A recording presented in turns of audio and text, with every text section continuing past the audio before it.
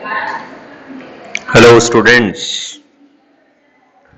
कैसे हैं आप सब लोग। उम्मीद करता हूं आप लोग एकदम स्वस्थ होंगे, अपने घरों में सुरक्षित होंगे। लॉकडाउन के आप ही के लिए वैसा लॉकडाउन तो लॉकडाउन के नियमों का पालन कर रहे होंगे आप लोग। और हम लोग शुरू करते हैं आज अपना next topic, Gauss law and its application. देखो, दो डेरिवेशन मैं आपको आज एक साथ करवाऊंगा। देखो, पिछला डेरिवेशन जो पिछले जो कल की डेट में जो डेरिवेशन हुआ था उसमें और इसमें हल्का सा मैं जो है थोड़ा सा कुछ चीजें डालना चाहूंगा जो मैं आपको बताना चाहता था। तो वापस से जो है मैं एक डेरिवेशन आपके सामने यहाँ पे डिराइव कर रहा हूँ।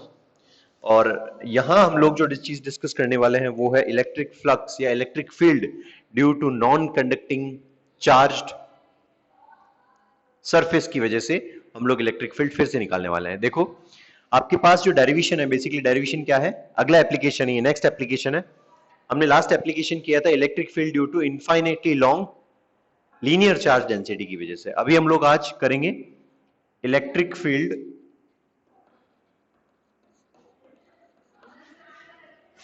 Due to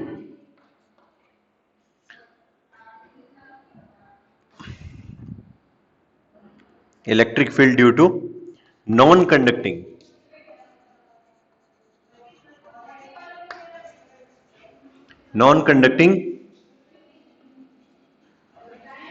charged surface. अब देखो, तुम्हारे पास क्या है, यहां पे एक चार्ज सरफेस है। मैं एक चार्ज सरफेस सेलेक्ट कर लेता हूं, ठीक है। ये एक तुम्हारे पास एक चार्ज सरफेस है। इस चार्ज सरफेस के ऊपर ये चार्ज थ्रू आउट डिस्ट्रीब्यूटेड है ऑल ओवर द सरफेस, ठीक है। और क्योंकि ये नॉन कंडक्टिंग है तो इसकी वजह से ये जो चार्ज है ये सरफेस पे नहीं आ पाता, ये इसके अंदर ही रहता है, ठीक है। इसके अंदर ही रहता है, बाहर नहीं आ पाता, सरफेस के ऊपर नहीं आ पाता कंडक्ट होकर के। तो ये जो तुम्हारी ये जो सरफेस है ये तुम्हारी नॉन कंडक्टिंग सरफेस है, ठीक है।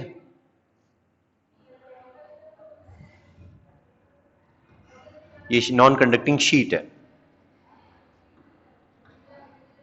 थोड़ी सी मैंने इसको थिक बनाया है ताकि इसका नॉलेज आपको दिमाग में रहे।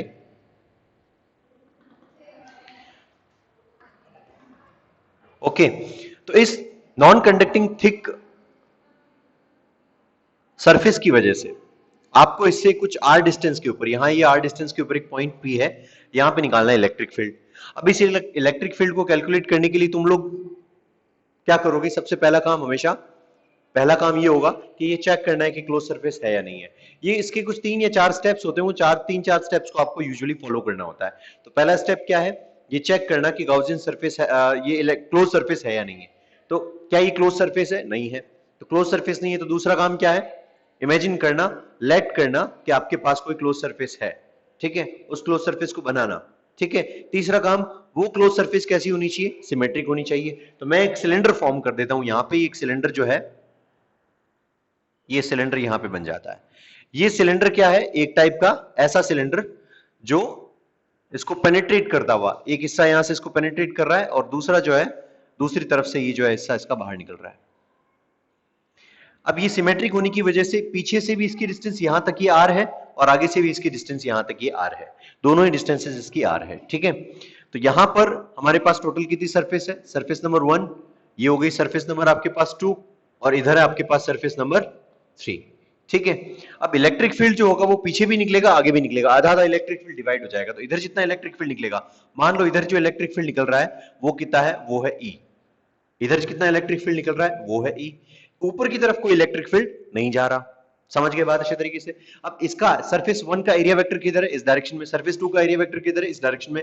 सरफेस नंबर 3 का एरिया वेक्टर किस तरफ है, इस डायरेक्शन के अंदर है। इलेक्ट्रिक फील्ड इधर है, ऊपर की तरफ इलेक्ट्रिक फील्ड नहीं है, तो ऊपर की तरफ इलेक्ट्रिक फील्ड 0 है। तो सबसे पहली बात, शुरू करते हैं इस डेरिवेशन को। तो पहली चीज तुम्हें क्या पता होनी चाहिए, वी नो दैट कि इसकी जो सरफेस चार्ज डेंसिटी है वो हमें कितनी दे रखी है, सिग्मा, और सिग्मा की वैल्यू क्या है, क्यू अपॉन है।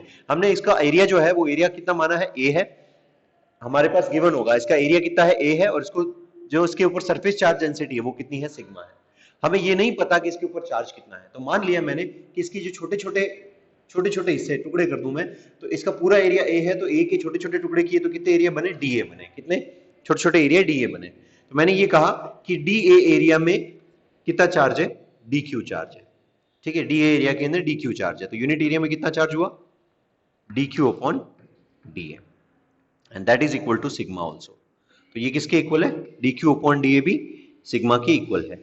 इसी तरीके से अगर मैं ये मान लूं कि अगर मेरे पास क्यू एरिया के अंदर ए चार्ज है, या एरिया ए एरिया के अंदर क्यू चार्ज है, ए एरिया के अंदर क्यू चार्ज है, तो यूनिट एरिया के अंदर कितना चार्ज हुआ, क्यू अपॉन ए। इसको भी मैं क्या नाम दूंगा, sigma. Sigma is equal to Q upon A. तो यहां पर क्यू की वैल्यू क्या है, सिग्मा इंटू ए। ये भी बात आप लोग ध्यान रखेंगे। तो पहली चीज, we know that by Gauss law. Gauss का लॉ क्या कहता है, गाउस का लॉ कहता है कि phi E is equal to क्या होता है, क्यू अपॉन एप्सिलॉन नॉट। किसी भी क्लोज सरफेस के साथ लिंक जो इलेक्ट्रिक फ्लक्स की वैल्यू होती है वो हमेशा क्या होती है, वो होती है अंदर एनक्लोज चार्ज के 1 अपॉन एप्सिलॉन नॉट टाइम्स, यानी कि फाई इज इक्वल टू क्या होगा, क्यू अपॉन एप्सिलॉन नॉट। इसी तरीके से phi E is equal to, हम लोग जानते हैं क्या होता है, ई डी ए या E D S cos theta. ठीक है, जहां थीटा किस किस के बीच का एंगल है, इलेक्ट्रिक फील्ड और एरिया के बीच का एंगल है। ओके, तो इसका मतलब ये दोनों आपस में इक्वल होंगे। तो therefore E D A cos theta is equal to Q upon epsilon naught. अब हमें ये चीज अच्छे तरीके से पता है कि क्यू की वैल्यू क्या है हमारे पास, सिग्मा इंटू ए। तो सिग्मा इंटू ए हम लोग लिख लेते हैं E D A cos theta is equal to sigma into A upon epsilon naught. यही एक ऐसा फॉर्मूला है जिस फॉर्मूले से आपका पूरा का पूरा डेरिवेशन होगा, और ये फॉर्मूला क्या है, E D A cos theta is equal to sigma A upon epsilon naught. तो अब इसी फॉर्मूले से हम लोग शुरुआत करते हैं और इसी फॉर्मूले से डेरिवेशन को आगे बढ़ाते हैं। तो सबसे पहले हमें क्या लिखना है, हमें लिखना है E D A cos theta,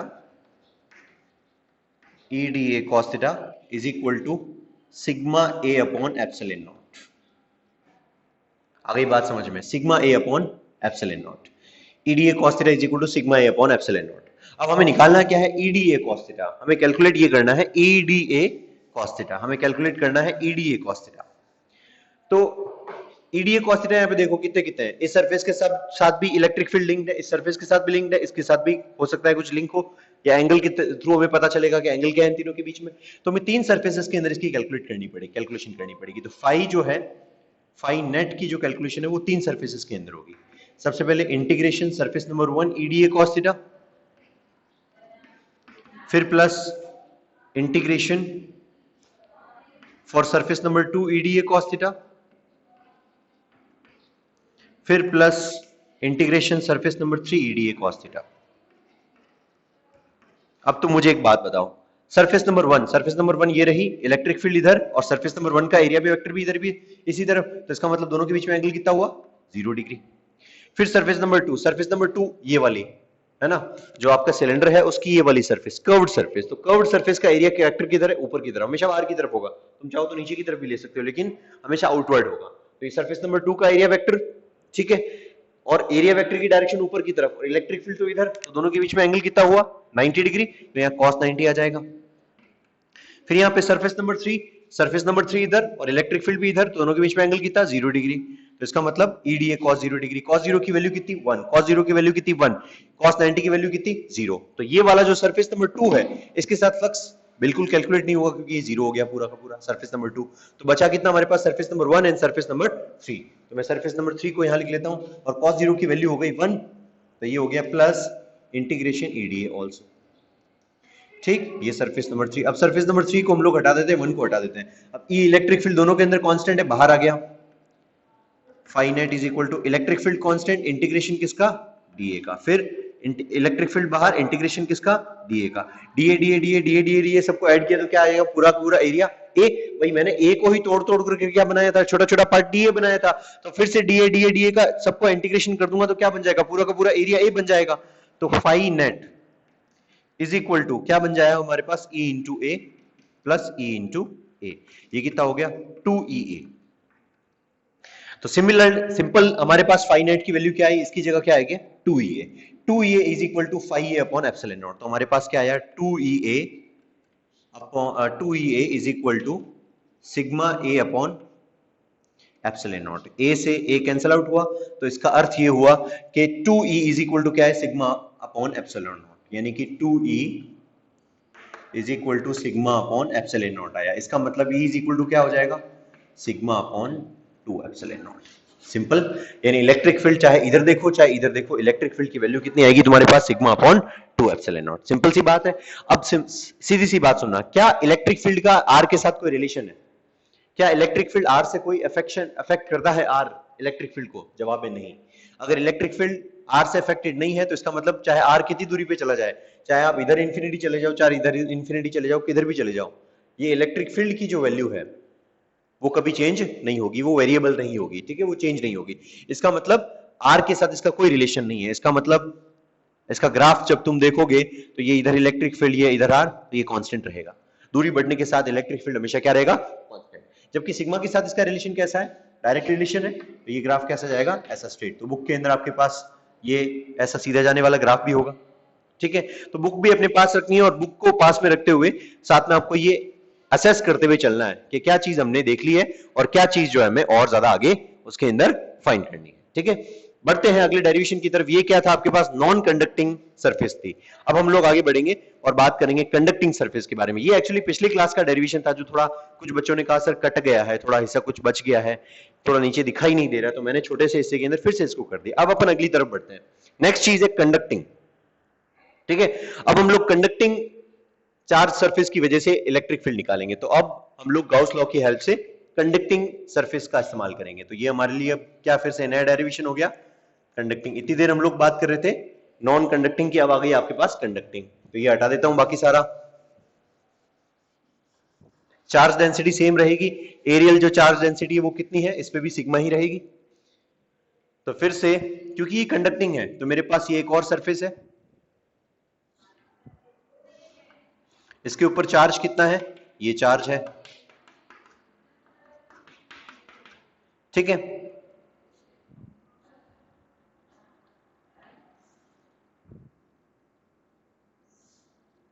right, ये मेरे पास एक कंडक्टिंग जो है एक सरफेस है। इस कंडक्टिंग सरफेस की खासियत क्या है? इस कंडक्टिंग सरफेस के ऊपर जो भी चार्ज आपने दिया वो सरफेस के ऊपर इवनली सेपरेट हो गया, इवनली यूनिफॉर्मली फैल गया, डिस्ट्रीब्यूट हो गया। इस डिस्ट्रीब्यूशन को हम लोग क्या कहते हैं? कंटीन्यूअस चार्ज डिस्ट्रीब्यूशन, यानी कि कंटीन्यूअस या फिर यूनिफॉर्म चार्ज डिस्ट्रीब्यूशन। तो इसका मतलब इधर जो इलेक्ट्रिक फील्ड बनेगा उतना का उतना इलेक्ट्रिक फील्ड इधर भी बनेगा। समझ में आ रही बात? जितना इलेक्ट्रिक फील्ड इधर बनेगा उतना का उतना इधर ही बनेगा। तो इसका मतलब अपने को सिर्फ एक साइड इलेक्ट्रिक फील्ड कैलकुलेट करना है। तो हम लोग फिर से क्या करेंगे? एक सिमेट्रिक सरफेस बनाएंगे। हमें यहां इस पॉइंट से लेकर के इस पॉइंट तक, यानी कि ये जो पी पॉइंट है, इस पी पॉइंट पे क्या निकालना है? इलेक्ट्रिक फील्ड निकालना है। इस पॉइंट की डिस्टेंस पी तक की डिस्टेंस कितनी है? ये स्मॉल आर डिस्टेंस है। इस पी पॉइंट की यहां से यहां तक की जो डिस्टेंस है, इस पॉइंट से यहां तक की डिस्टेंस जो है वो कितनी है? स्मॉल आर डिस्टेंस है। अब आपको ये जो स्मॉल आर डिस्टेंस है यहां पे इलेक्ट्रिक फील्ड निकालना है। यहां पे इलेक्ट्रिक फील्ड निकालने के लिए फिर से हम लोग क्या चेक करेंगे? पहला काम, क्या ये क्लोज सरफेस है? जवाब है नहीं, ये ओपन सरफेस है। तो क्लोज सरफेस है तो क्लोज सरफेस लाने के लिए क्या करना पड़ेगा? आपको क्लोज सरफेस लेट करनी पड़ेगी, इमेजिन करनी पड़ेगी। इमेजिन करते हैं यहाँ पे क्लोज सरफेस है, उसको नाम क्या दिया? Gaussian surface. ऐसी होनी चाहिए, सिमेट्रिक होनी चाहिए। सिमेट्रिक सरफेस कैसी होगी? इसके लिए सिलेंडर ओनली। तो सिलेंडर बना दिया हमने, 2-3 स्टेप इसके फिक्स रहेंगे। ये सिलेंडर बनाया, ये सिलेंडर इसमें एंटर कर रहा है। इस सिलेंडर का एरिया जो यहाँ पे एंटर कर रहा है, ये सर्कुलर एरिया, ये कितना है? डी है। मान लीजिए टोटल एरिया कितना है? ए है। इसकी चार्ज डेंसिटी कितनी है? सिग्मा है। तो मैंने फिर से अभी आपको कहा था कि अगर ए एरिया के अंदर चार्ज कितना है, मान लीजिए मैंने क्यू चार्ज दिया, तो यूनिट एरिया के अंदर कितना चार्ज हो गया? Q upon A. तो इसका मतलब सिग्मा इज इक्वल टू क्या है? Q अपॉन ए। सिंपल सी बात है, खेल खत्म हो गया। और साथ ही साथ ये भी याद रखिएगा कि dQ अपॉन dA भी किसके इक्वल होता है? dQ अपॉन dA भी इक्वल होता है किसके? सिग्मा के। याद रखेंगे आप लोग ये बात, ठीक है। तो सबसे पहला काम क्या है? गाउस लॉ लिखना। गाउस का लॉ क्या है? EDA cos theta is equal to Q upon epsilon naught. अब Q की वैल्यू हमें पता नहीं, Q की वैल्यू क्या है? Q की वैल्यू हो जाएगी आपके पास Q is equal to sigma into A, क्योंकि देखो Q यहीं छोड़ दिया, ए को इधर भेज दिया सिग्मा के साथ मल्टीप्लाई होने के लिए। तो ये क्या हो गया?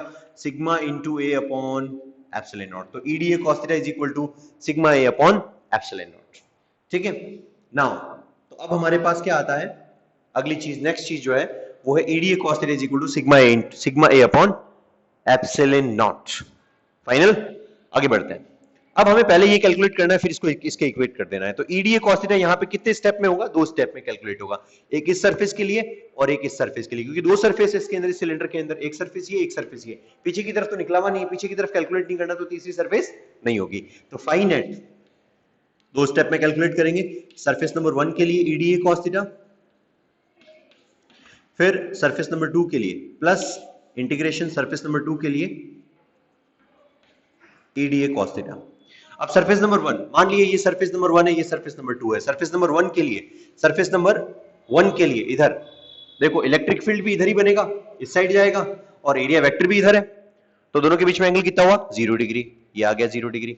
फिर सरफेस नंबर 2 इधर है, इलेक्ट्रिक फील्ड इधर है, दोनों के बीच में एंगल कितना हुआ 90 डिग्री, ये आ गया यहाँ पे 90 डिग्री। खेल खत्म, पैसा हजम। ठीक है, तो ये cos 90 वाला तो क्या हो गया 0, हटा देते हैं, ये लो इसका भी खेल खत्म कर दिया। तो बचा क्या हमारे पास EDA cos 0, cos 0 की वैल्यू क्या हो जाती है 1, ये हो गया cos 0 1।